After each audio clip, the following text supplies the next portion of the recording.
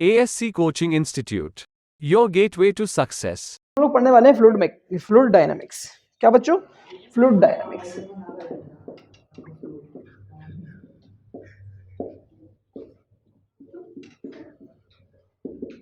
ठीक है,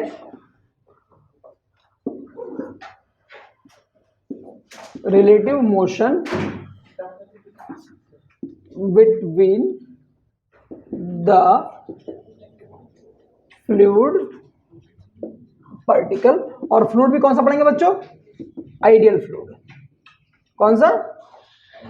ideal fluid. तो हेडिंग हम लोग इसमें क्या लिखेंगे? एक आइडियल फ्लूइड की हेडिंग में लिखेंगे ideal fluid and its properties.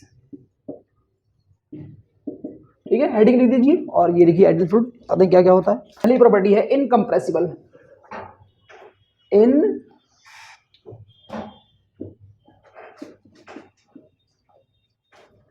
Incompressible क्या होता है बच्चों? इनकम्प्रेसिबल मतलब नॉन कंप्रेसिबल। नॉन कंप्रेसिबल जिसका रो बच्चों कांस्टेंट हो, रो कैसा हो? कांस्टेंट हो। ठीक है, नेक्स्ट पॉइंटिंग लिखेंगे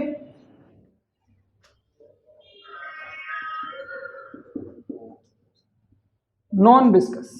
ठीक है, नॉन विस्कोसिटी प्रेजेंट ना हो। नॉन विस्कस मतलब फ्लूइड फ्रिक्शन इज एब्सेंट। ठीक है, between fluid particle. Next point लिखिए, नेक्स्ट होगा steady and stream line flow. और एक और लिखेंगे इसमें इरोटेशनल इफेक्ट इसके अंदर प्रेजेंट होना चाहिए। तो रोटेट होके ना घूमे, इरोटेशनल इफेक्ट इसके अंदर प्रेजेंट। ठीक है, तो this fluid is said to be ideal fluid. और आइडियल फ्लूइड के बारे में ही पूरी फ्लूइड डायनामिक्स है, इसी की हम लोग बात करेंगे। Must be present.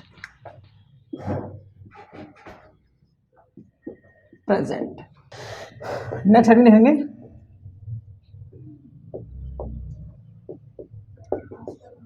Time. Mass flow. ये एक मेरे पास ट्यूब है, मान लीजिए इसकी लेंथ कितनी बच्चों? L है, और जो फ्लूइड बह रहा है उसकी वेलोसिटी कितनी है? V, और जो फ्लूइड बह रहा है उसकी डेंसिटी कितनी है? ρ है। टाइम कितना है? T। तो मास पर यूनिट टाइम कितना होता है, क्योंकि इक्वेशन ऑफ कंटिन्यूटी में हम लोग इसको यूज करेंगे। और पढ़िए कि इक्वेशन ऑफ कंटिन्यूटी क्या होता है? AB is equal to constant. A क्या होता है? एरिया क्रॉस सेक्शन, और B वो वेलोसिटी। और इक्वेशन ऑफ कंटिन्यूटी क्या बताती है? पर यूनिट टाइम किसी भी सरफेस पर, चाहे उसका कोई भी क्रॉस सेक्शन एरिया हो, अमाउंट ऑफ मास फ्लूइड पर सेकेंड, ठीक है, पर यूनिट टाइम इज सेम। क्या होता है? जैसे मान लीजिए दो डिफरेंट क्रॉस सेक्शन के, कोई मान लीजिए ये है, अब यहां से कोई फ्लूइड आ रहा बच्चों v1 स्पीड से, तो यहां से पर यूनिट टाइम में t टाइम में उतना ही फ्लूइड जाएगा जितना इस वाले क्रॉस सेक्शन से पास होगा। ठीक है, तो ये देख लीजिए कितना होगा, ये देख लेते हैं लोग। तो m अपॉन टी। बताओ m क्या होता है बच्चों? m के अंदर क्या क्या होगा? m के अंदर होगा रो एंड v। बोलो तो रो एंड v। और v में क्या क्या होगा बच्चों? a into L. क्या होगा? a into L. तो बच्चों रो a इंटू एल, और नीचे क्या है? t। बताओ l अपॉन टी क्या होगा? Distance upon time, velocity. तो मास पर यूनिट टाइम का बनता है बच्चों रो ए वी। ठीक है, लिख लीजिए।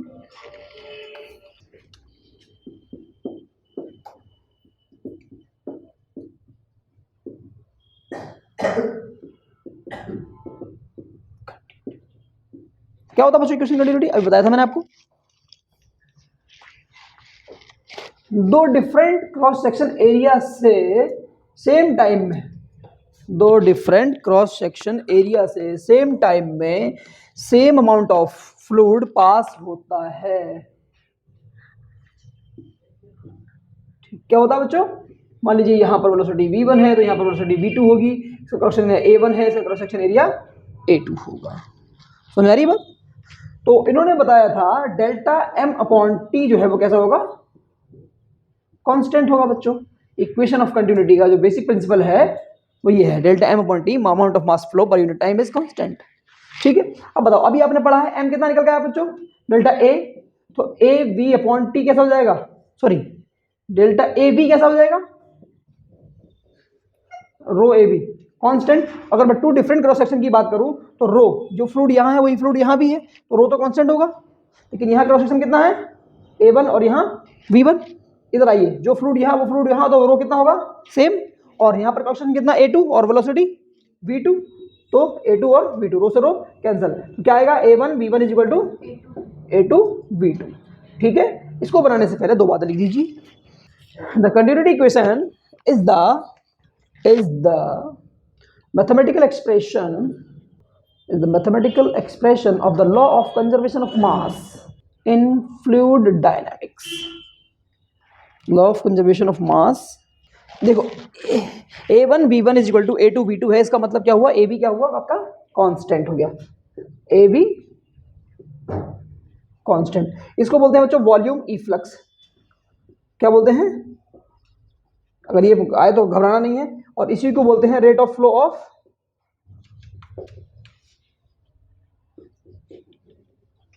मास। ठीक है, उसको क्यू बोलते हैं, क्या बोलते हैं, delta Q V upon T, और ये ए बी के बराबर ही आता है। ठीक है, कहीं क्वेश्चन में अगर वॉल्यूम इफ्लक्स आना आ जाए तो आपको क्या निकालना है, ए वी निकालना है। ठीक है, एक सवाल कर लेते हैं इस पर, उसके बाद आगे बढ़ेंगे। यहां से जा रही है V1 स्पीड है कितनी बच्चों, 0.15 मीटर पर मिनट। ठीक है, और इसका एरिया कितना है 8 सेंटीमीटर स्क्वायर, और इसका एरिया कितना है बच्चों, अब 40 होल्स हैं, मान लीजिए ये होल है, ये है, ऐसे ऐसे ऐसे ऐसे कितने हैं, कितने होल्स हैं 40 होल हैं, और 40 में एक का कितना है 10 की पावर -8 सेंटीमीटर स्क्वायर। आपको B2 फाइंड करना है, यानी कि एक होल की स्पीड क्या हो। ठीक है, देखो बच्चों ए बी क्या होगा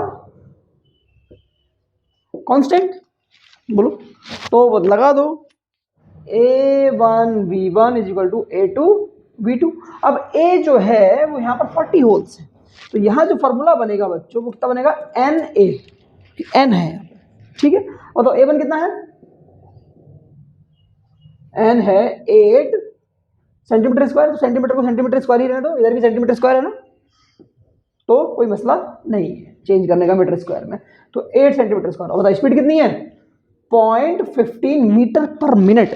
स्पीड कितना चाहिए होती है हम लोगों को मीटर पर सेकंड में, तो क्या करें 60 से डिवाइड कर देते।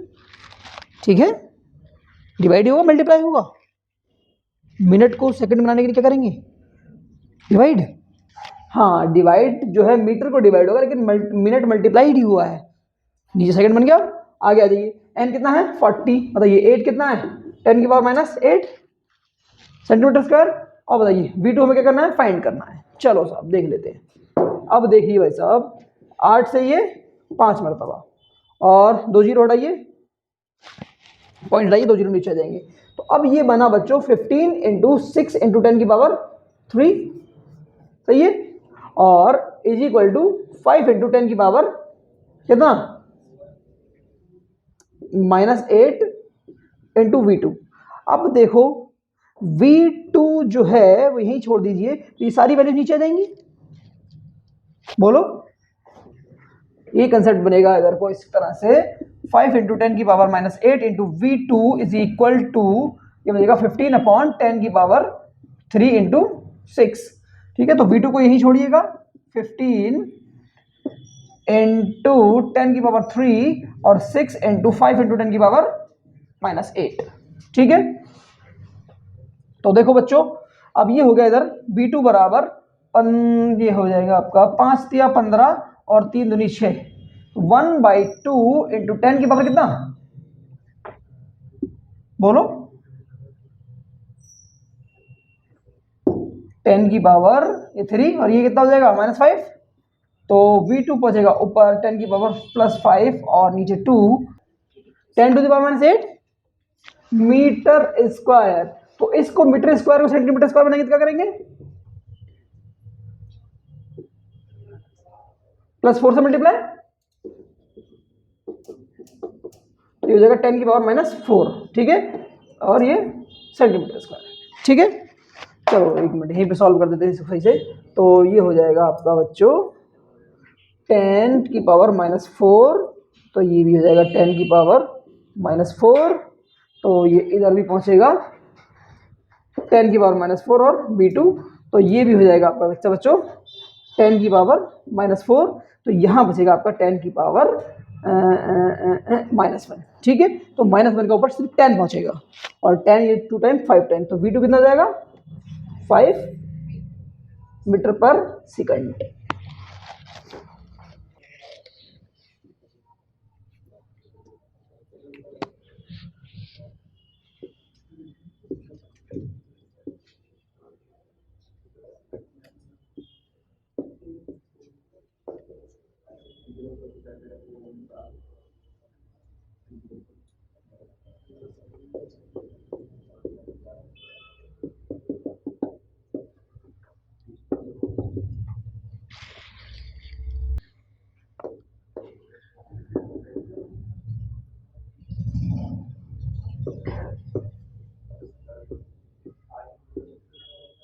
जी बच्चों ये सवाल है, इस तरह की एक पाइप है, यहाँ पर स्पीड 3 है, यहाँ पर 1.5 है, यहाँ फाइंड करनी है area 0.18 metre square. Again mass conservation लगाइएगा, जितना मास बच्चों यहाँ से जाएगा उतना ही दोनों में जाएगा। अरे बोलो यस सर, पक्का। तो देखिए सर यहाँ से जितना जा रहा है उतना ही निकलेगा। तो देखिए आप इसको मान लीजिए बच्चों, ये A1 है, ये B1 है, ये A2 है, और ये B2 है, ये A3 है, और ये B3 है। क्या कैसे बनेगा A1 B1 is equal to A2 B2 plus A3 B3। I hope concept मैंने आपको बता दिया है। यहाँ पर लिख देना बाय मास कंजर्वेशन, ठीक है। सॉल्व कर लेना आराम से। कल हम पढ़ेंगे बर्नौली इक्वेशन। क्या क्वेश्चन था?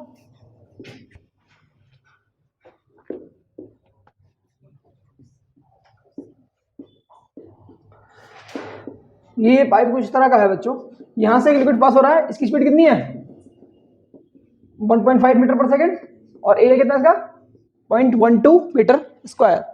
एक यहां पर है, इसका एरिया भी कितना है 0.12 मीटर स्क्वायर, और स्पीड कितनी है 3 मीटर पर सेकेंड। और यहां पर जो स्पीड है वो हमें फाइंड करनी है, और इसका जो एरिया है बच्चों वो कितना है 0.18 मीटर स्क्वायर। बताइए equation of continuity is based on, equation of continuity is based on mass conservation. तो जितना मास बच्चों यहाँ पर फ्लो होगा पर यूनिट टाइम्स, उतना ही इन दोनों से फ्लो होगा। अरे बोलो, तो बताइए मास फ्लो पर यूनिट टाइम मतलब A इंटू वी, तो A और B क्या होगा कांस्टेंट। तो बताइए इसको मैं अगर A1 कह लूँ, और ये है B1, और ये होगा A2, और वो हो गया V2। बताओ बच्चों A1 B1 is equal to what A2 B2 plus A3 B3। बोलो हमें निकालना क्या है V3। तो बताओ A1 B1 minus A2 B2 बराबर A3 और B3। तो B3 निकालने के लिए क्या करेंगे A1 B1 minus A2 B2 upon A3। सारी वैल्यूज रख दीजिए, आपके पास है सारी वैल्यू। बताओ A1 कितना है 0.12 इंटू B1 कितना है 3 माइनस 0.12 इंटू 1.5 अपॉन 0.18, तो कितना हो जाएगा 36.36, 12 3 जा 36 और तो 0.36, और बताइए 12 15 जा व्हाट 18 180, 12 15 जा कितने होते हैं 180, और पॉइंट कितने के बाद है 3 के बाद, कितना हो जाएगा ये भी 0.18, ठीक है। और नीचे भी कितना है 0.18, बताओ 0.36 है 0.18 का कितना आएगा 0.18, और नीचे भी कितना है 0.18, इससे ये आंसर कितना हो गया B3 1 मीटर पर सेकेंड, ठीक है। देखिए पर तो ट्यूब बना देते हैं हम डिफरेंट क्रॉस सेक्शन की। बच्चों ये है हमारा ग्राउंड लेवल, ठीक है, और यहां से ये एक ट्यूब है,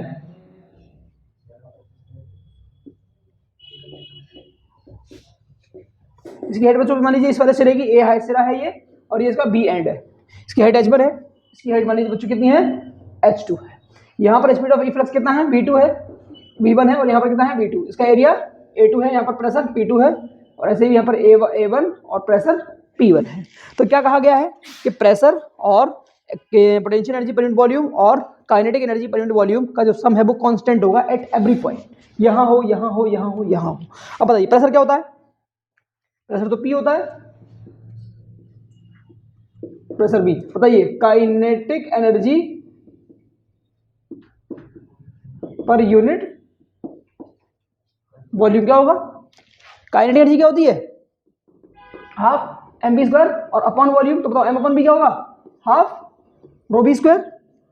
और पोटेंशियल एनर्जी क्या होता है, potential energy per unit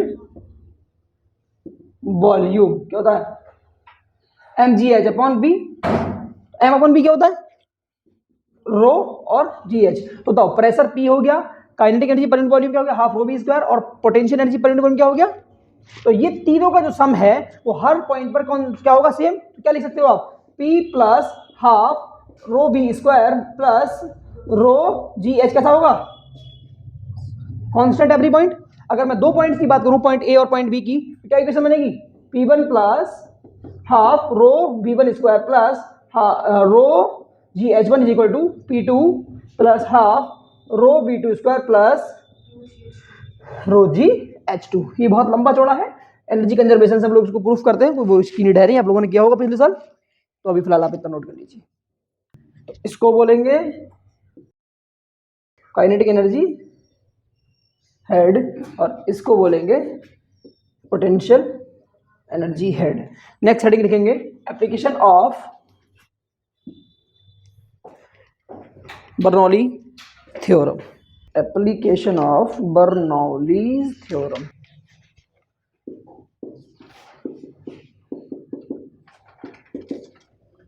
applications of Bernoulli's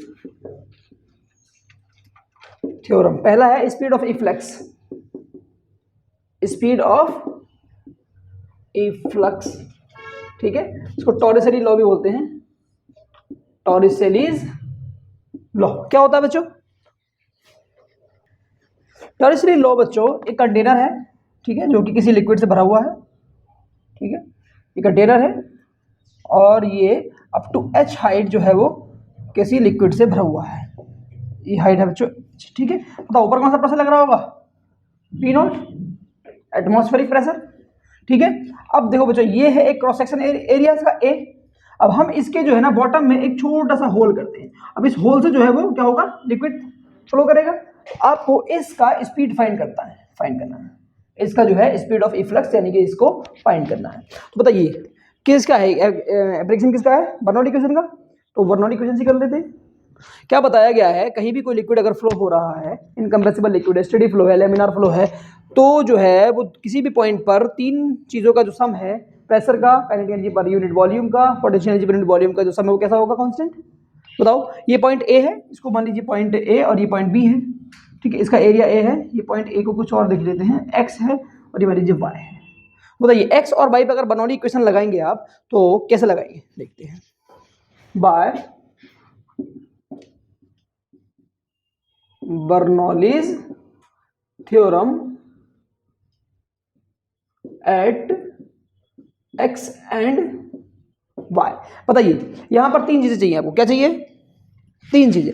number एक प्रेशर एनर्जी, नंबर दो kinetic energy per unit volume, number three potential energy. बताइए प्रेशर क्या है P0, बताइए पोटेंशियल एनर्जी पर हेड क्या होगा, हाइट कितनी है h, तो रो जी एच कितना हो जाएगा रो जी एच। और बताइए काइनेटिक एनर्जी क्या हो जाएगी हाफ रो बी स्क्वायर, ठीक है, इज इक्वल टू बताइए इस पॉइंट पर प्रेशर कितना होगा, प्रेशर कितना होगा। देखो ये वाला पूरा एरिया इसका कैसा है एक्सपोज टू द एनवायरनमेंट है, तो जो एनवायरनमेंट प्रेशर इस पे लगाएगा वो प्रेशर यहाँ भी तो एक्सपोज कर रहा है ना, ये तो प्रेशर यहाँ भी लग रहा होगा। बताइए तो इसका एरिया बताइए स्मॉल ए है, ठीक है, तो यहाँ पर भी प्रेशर कितना हुआ P0। आगे आ जाइए बताइए पोटेंशियल एनर्जी कितनी होगी यहाँ पे, potential energy per unit volume कितना होगा, हाइट कितनी होगी यहाँ आगे 0। अरे यहाँ पर हाइट कहाँ रखी है, वहां से यहाँ तक थी 0 हो गई तो पोटेंशियल एनर्जी कितनी 0। और पोटेंशियल एनर्जी बच्चों में डायरेक्ट लिख दूं रो जी 0 और हाफ रो और v स्क्वायर फाइंड करना है। अब मुझे एक बात बताओ बच्चों, एरिया जो है वो इस वाले एरिया से बहुत ज्यादा है, ठीक है, तो इसमें जो लिक्विड आएगा वो किसी स्पीड से आएगा, लेकिन ये जो लिक्विड नीचे आ रहा होगा u, इसको मैं u कह दूं यहाँ पे तो ज्यादा बेटर रहेगा, ठीक है, तो u की जो स्पीड होगी वो बहुत बहुत कम होगी v से। और बोलो भाई एक बहुत बड़ा क्रॉस सेक्शन एरिया है, नीचे बहुत छोटा फाइन होल है, फाइन होल से लिक्विड आएगा तो ऊपर से भी लिक्विड आ तो रहा होगा बट वेरी स्लो स्पीड से, तो क्या मैं इस u को 0 लिख सकता हूँ? अरे बोलो, तो u can be written as 0। बताओ बच्चों p नॉट, अब देखो p नॉट से p नॉट भी कैंसिल, क्या बचाइए रो जी एच और plus 0 is equal to half rho B square, rho से रो अगेन कैंसिल, तो बताओ जी एच बराबर हाफ बी स्क्वायर, तो 2 इधर मल्टीप्लाई कर दीजिए कितना हो जाएगा, तो बी स्क्वायर बराबर 2gh, तो b बराबर अंडर रूट 2gh। फॉर्मूला कुछ याद आ रहा है? मैकेनिक्स में आया था। देखिए अब एक दूसरा कंटेनर लेते हैं हम लोग, इधर देखो, इसकी हाइट है बच्चों कैपिटल H और इसमें लिक्विड भरा हुआ है, ठीक है, और ऊपर से बॉटम से y हाइट नीचे हमने एक होल लिया है, ठीक है, कहाँ से लिया है, y हाइट से नीचे एक होल लिया है, और ये हाइट बताओ यहाँ से लिक्विड जो है वो नीचे गिर रहा है, मान लीजिए ये डिस्टेंस है जो भी पॉइंट जहाँ पे गिर रहा है इसको बोल रहे हैं हम r, r बोले तो रेंज, तो हम लोग क्या लिख रहे हैं, रेंज ऑफ लिक्विड। अब बताइए ये जो लिक्विड गिर रहा है किस डायरेक्शन में गिर रहा है, मोशन किस डायरेक्शन में कर रहा है, ये हॉरिजॉन्टल, तो रेंज का फॉर्मूला क्या होगा, रेंज बराबर r बराबर हो जाएगा बच्चों वेलोसिटी इनटू टाइम। बोलो, तो सबसे पहले आपको वेलोसिटी तब निकाल चुके हो, वेलोसिटी कितनी आई थी 2gh, अब h की जगह क्या लोगे आप, ये हाइट y, ठीक है ना, वही वर्टिकल हाइट, तो ये तो आपके पास आ चुका है, अब टाइम अगर आ जाए तो आपका काम हो जाएगा। तो टाइम कैसे निकालोगे, पहली इक्वेशन से, कौन सी इक्वेशन से, ओ सॉरी सेकंड इक्वेशन से, ठीक है, सेकंड, क्योंकि ये डिस्टेंस बताओ कितनी होगी h माइनस वाई, तो h माइनस वाई डिस्टेंस नीचे गिरने में टाइम जो लगेगा वो कितना लगेगा, t बराबर under root 2h minus Y upon g. कैसे, ये कहां से आया, ये बच्चों यहां से आया from second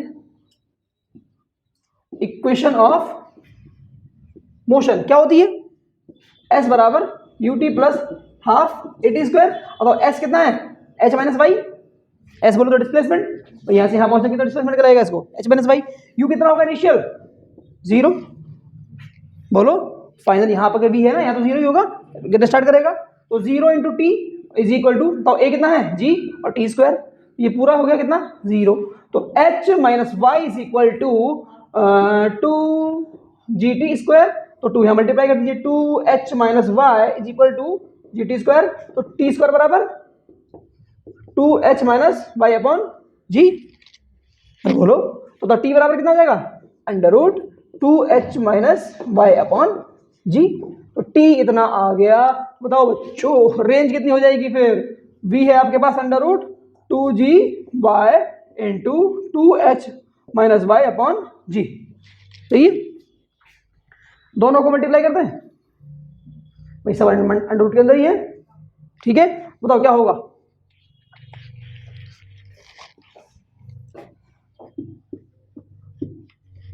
to ji by और 2h minus Y upon G, G से जी कैंसिल, कितना बचेगा r बराबर 2y minus h minus Y under root के अंदर, तो ये हो गई आपकी रेंज, ठीक है बच्चों।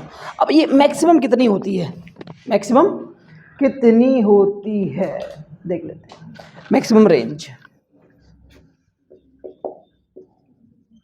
मैक्सिमम रेंज यानी कि आर मैक्स, ठीक है, कभी हम लोग मैक्स कैसे निकालते थे, करंट एक्सिटी में याद है आपको, हम लोगों ने आई मैक्स निकाला था, तो D R upon D V कितना 0 लिखा था, तो यहां पर भी डी आर को डी वाई के रेस्पेक्ट में निकाल के 0 कर दो, तो y बराबर h/2 पर जो है वो रेंज कितनी आती है, मैक्सिमम आती है, तो y की वैल्यू जब आप h/2 रखोगे तो ये आ जाएगा बच्चों r मैक्स, बताइए अंडर रूट y 4 और y कितना है h/2 और h माइनस h/2, समझ में आ रही बात। देखो जो आर मैक्स की बात चल रही है, आर का मैक्सिमम वैल्यू निकालना है, वो कितना होगा, अभी हमने पढ़ा r बराबर √4/h-y। अगर आप dr को y के रेस्पेक्ट में, देखो r किस पे डिपेंड कर रहा है, y पे, h तो फिक्स है, तो अगर dr अपॉन dy करने के बाद आप इसको 0 रख दोगे तो y का एक वैल्यू आएगा, y का एक वैल्यू आएगा जो कि आफ्टर कैलकुलेशन हमारे पास आया है कितना, h/2। तो इस वैल्यू पर हमारे पास r की वैल्यू कितनी आएगी, मैक्सिमम आएगी। वो कितनी होगी, देखिए 4 इंटू h/2 और h माइनस h/2, ठीक है। और फर्दर सॉल्व कीजिए, 2 से 2 कैंसिल, तो ये होगा 2h और 2 एलसीएम 2h माइनस h, ठीक है, 2h माइनस h। तो बच्चों ये कितना हो जाएगा फिर 2h और ये भी h/2, 2 से 2 कैंसिल, और अंदर कितना बचा h और h, तो r बराबर कितना हो गया 1h, ठीक है। तो r बराबर h जो है वो मैक्सिमम इतना दूर गिर सकता है लिक्विड, कितनी से जितनी उसकी कंटेनर की हाइट है। ये इस तरह से एक डिफरेंट क्रॉस सेक्शन का एक इंस्ट्रूमेंट है।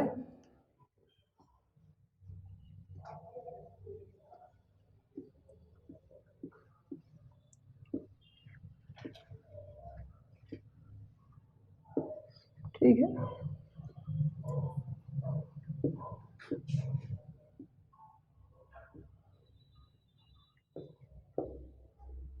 ये एक क्रॉस सेक्शन ये है बच्चों इसका, और एक क्रॉस सेक्शन ये है।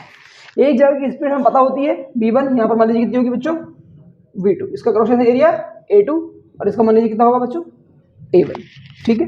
अब जब बच्चों यहाँ फ्लूइड फाइंड हो रहा है तो यहाँ पर मान लीजिए लिक्विड यहाँ तक फिल हुआ, कहाँ तक, यहाँ तक फिल हुआ, इसको हाइट मैंने h1 मान ली मैंने, और जब यहाँ फ्लूइड जाएगा तो मान लो यहाँ तक लिक्विड जो है वो यहाँ तक फिल हुआ, ठीक है। तो एक एडिशनल डिफरेंस आ गया इसमें, कितना h1 माइनस h2। ये डिफरेंस ही कैलकुलेट हम लोग कर लेते हैं उसके अंदर, और उसको फॉर्मूले में रख करके जो है ना प्रेशर फाइंड या स्पीड जो है उसकी फाइंड कर ली जाती है। तो ये हमारे पास डिफरेंस आ गया हाइट में, इसमें लिक्विड यहाँ तक फिल हुआ और इसमें लिक्विड यहाँ तक, डिफरेंस कितना आया h1 माइनस h2, h1 ज्यादा है एज कम्पेयर टू h2। अब देखो बच्चों ये जो है ये इसका जो है वो हॉरिजॉन्टल लाइन है, और ये ग्राउंड से दोनों बराबर होती है। कैसी होती है, बराबर। कितनी हाइट है h, और इसकी हाइट भी कितनी है h है। बताओ इक्वेशन ऑफ कंटिन्यूटी क्या कहती है, equation of, from equation of continuity क्या होता है, amount of flow of mass is constant, mass conservation क्या होगा a1 v1 is equal to a2 v2, ठीक है। अब हमारे पास जो है हमें निकालना होगा यहाँ कर स्पीड, ठीक है। अब वो कैसे निकालेंगे, बाय बर्नौली इक्वेशन। तो बर्नौली इक्वेशन कैसे लगाएंगे, 2 पॉइंट पर, एक पॉइंट ये है और एक पॉइंट ये है, ए और बी पॉइंट, तो बाय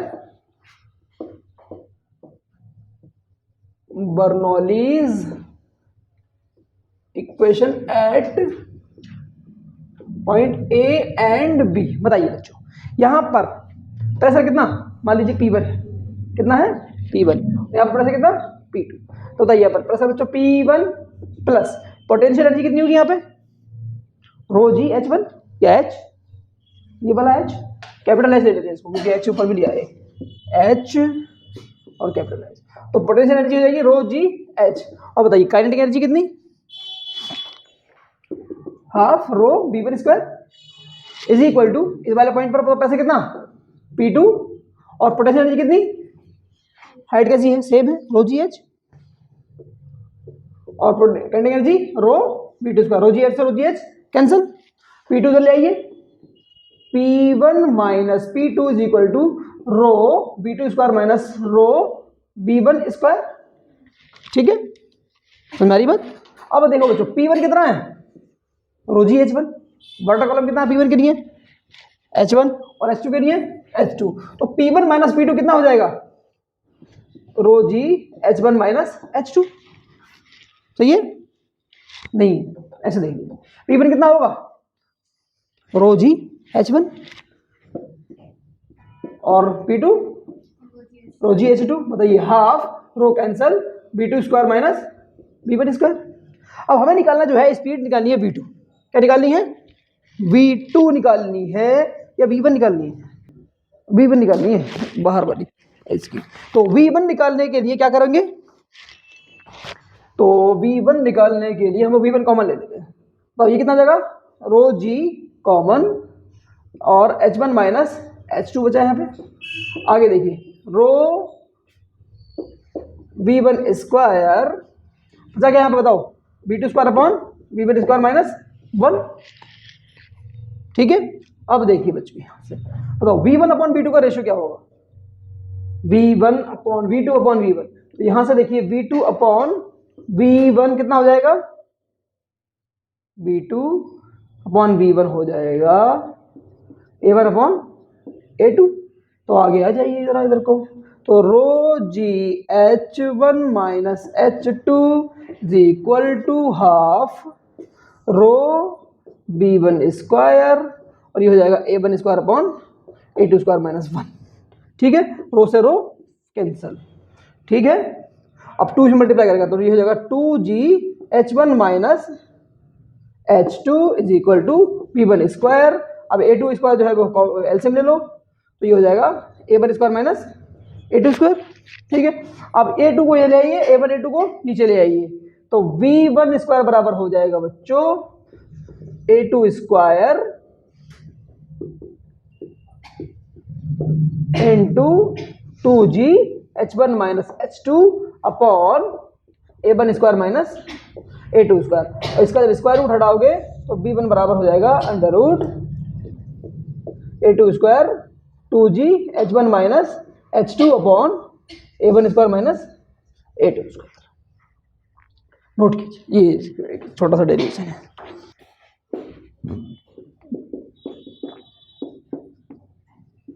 Q क्या था बच्चों, dB अपॉन dt, और ये आया था AB के बराबर। तो रेट ऑफ फ्लो यानी Q, तो A1 B1 equal to A2 B2। तो हमारे पास B1 है तो हम A1 B1 निकाल लेते हैं। बताइए, A1 को A1 रहने दीजिए, और B1 कितना है under root A2 square 2GH1 minus H2 upon A1 square minus A2 square. ठीक है, A1 को भी अंदर ले आइए, A2 को बाहर ले आइए, तो A1 A2 under root 2GH1 minus H2 upon A1 square minus A2 square. This is rate of different forms of Bernoulli theorem, different form of Bernoulli theorem. देखो बच्चों, एक फॉर्म तो आपने देखा P बराबर half rho B square plus rho जी H बराबर, इसका नाम नहीं पता कैसे, किस फॉर्म में है ये, एनर्जी पर यूनिट वॉल्यूम। कैसा था ये, एनर्जी पर यूनिट वॉल्यूम। अगर इस इक्वेशन को आप रो जी से डिवाइड कर दो तो क्या बनेगा बताओ बच्चों, 1/2 बी स्क्वायर अपॉन जी बन जाएगा। ये रो से रो कैंसिल, जी बचेगा, और इस बारे में सिर्फ और एच बचेगा। क्या बचेगा, H, rho G cancel, is equal to constant. इसको बोलते हैं एनर्जी पर यूनिट वेट। ठीक है, ये आपका हो गया भैया प्रेशर हेड, जो पहले बताया था प्रेशर हेड, ये आपका हो जाएगा काइनेटिक एनर्जी हेड, और ये हो जाएगा आपका पोटेंशियल एनर्जी हेड। ठीक है, इसे नोट करो, चैप्टर ओवर, क्वेश्चन करते हैं इसके। ठीक है बच्चों, देखिए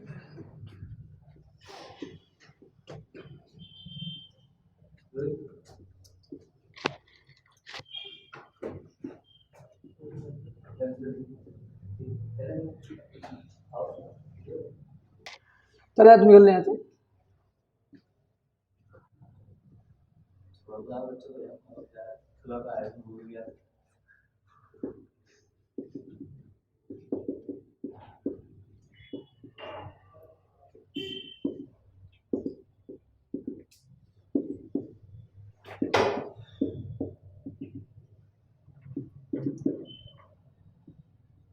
ठीक है बच्चों, करिए,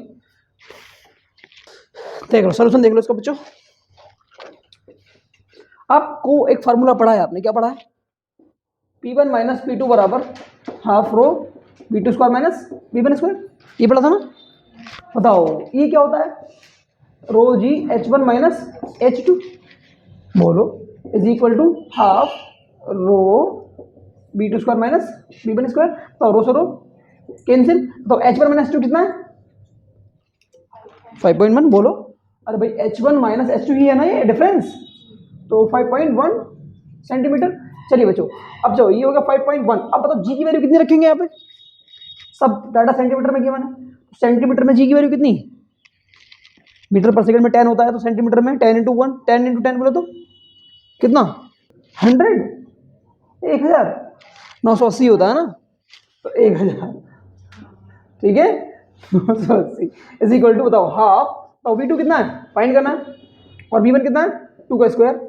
तो देख लो बच्चों ये हो जाएगा आपका 51 सौ, अरे बोलो इंटू 2 इज इक्वल टू, और ये हो जाएगा आपका कितना V2 स्क्वायर माइनस 4, तो ये हो जाएगा आपका 0 0 2 10 और plus 4 is equal to V2 square, तो V2 बराबर हो जाएगा अंडर रूट 4 सेंटीमीटर स्क्वायर। करके देखो कितना आ रहा है, उसका लगभग 101 आंसर आता है।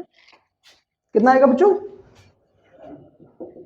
101 सेंटीमीटर पर सेकंड, ठीक है। एक नेक्स्ट क्वेश्चन लिख लीजिए, देखो a cylindrical tank 1 metre in radius, a cylindrical tank 1 meter in radius rests on a platform 5 meter high, rests on a platform 5 meter high. Initially the tank is filled with water, initially the tank is filled with water to a height of 5 meter. Initially the tank is filled with water, initially the tank is filled with water to a height of 5 meter. A small plug whose area is 10 to the power minus 4, a small plug whose area is 10 to the power minus 4 meter square is removed from an orifice,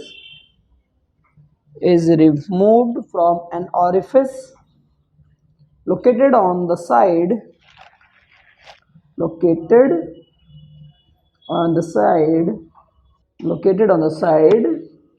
of the tank at the bottom,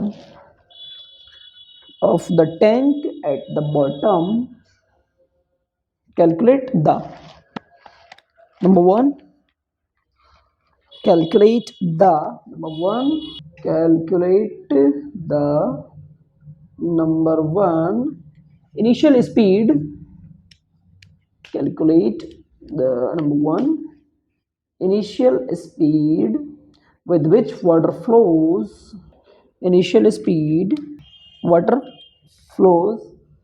out from the orifice, and number 2 initial speed with which the water strikes the ground, initial speed with which water strikes the ground, ठीक है। देखिए photo बनाया था उसको, देखो बच्चों ये एक टैंक है और ये एक जमीन पे रखा हुआ है, ये कोई टेबल है, ठीक है, और इस टेबल की हाइट भी ग्राउंड से कितनी है 5 मीटर, और पानी भी कहाँ तक भरा हुआ है 5 मीटर तक। एक ऑरिफिस है जो कि यहाँ पर किया गया है, इससे जो है ना पानी आउट हो रहा है, तो आपको इनिशियल स्पीड फाइंड करनी है, और वो स्पीड जो यहाँ पर ग्राउंड पर हिट करने पर मिलेगी वो स्पीड आपको फाइंड करनी है, ठीक है। तो अच्छा सवाल है ये, इसी के साथ ही चैप्टर खत्म हो गया। कर लेना आप लोग, कल हम लोग पढ़ेंगे विस्कोसिटी एंड सरफेस टेंशन।